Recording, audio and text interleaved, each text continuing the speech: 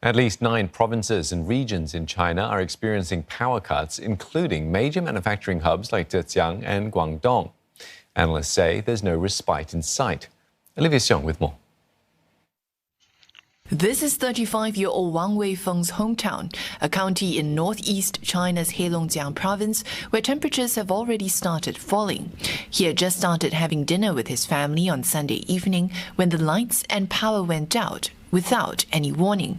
It was not till later that he realized he was among many being affected by an unprecedented electricity cut caused by power rationing in the northeast.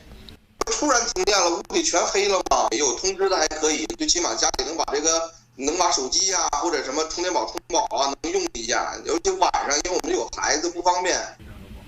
Videos on Chinese social media showed traffic lights in other cities not functioning, while there were also reports of mobile phone coverage being affected. The power crunch has been attributed to a shortage in coal and an increase in demand for Chinese manufactured goods. Now, factories here in China have dealt with power curbs from time to time, but what's different now is that it's starting to affect people in their homes, and that has caused much discussion on Chinese social media, with many expressing frustration as well. Now, authorities have come out to try and reassure citizens that the power supply will be ensured, while also calling for an increase in coal imports and for domestic production of coal to be ramped up as well.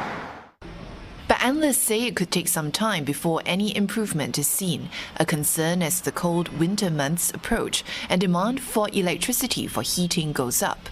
Coal-fired power plants generate 70% of China's electricity. You can imagine it takes some time for a mine to expand production and also for new mines to begin producing and increasing the supply of coal into the market. It's not surprising that we're still seeing only a slight lift in the increase of coal. I think prices will remain high, and the energy shortage in China is likely to continue in the next few months.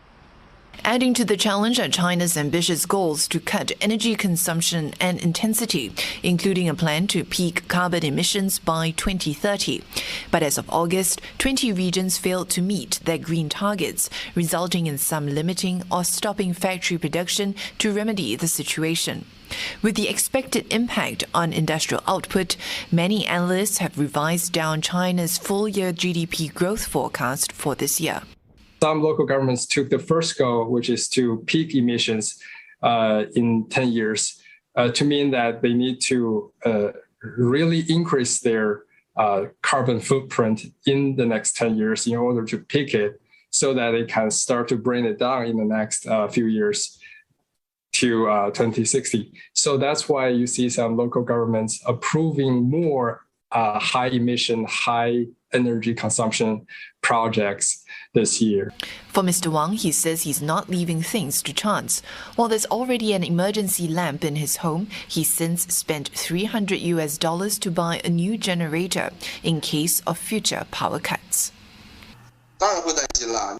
要是那种线路检修啊，都很正常停电。但是大面积停电啊，这种不定期的停电啊，我觉得有点也不能说接受不了吧。反正老百姓嘛，就是怎么说呀，最起码有别的方式能代替，有发电机什么的，自己想办法呗，响应国家政策呗。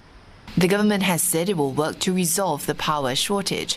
This, as some analysts warn that the power supply crunch could pose a bigger threat to China's economy than the debt crisis at property giant Evergrande Group.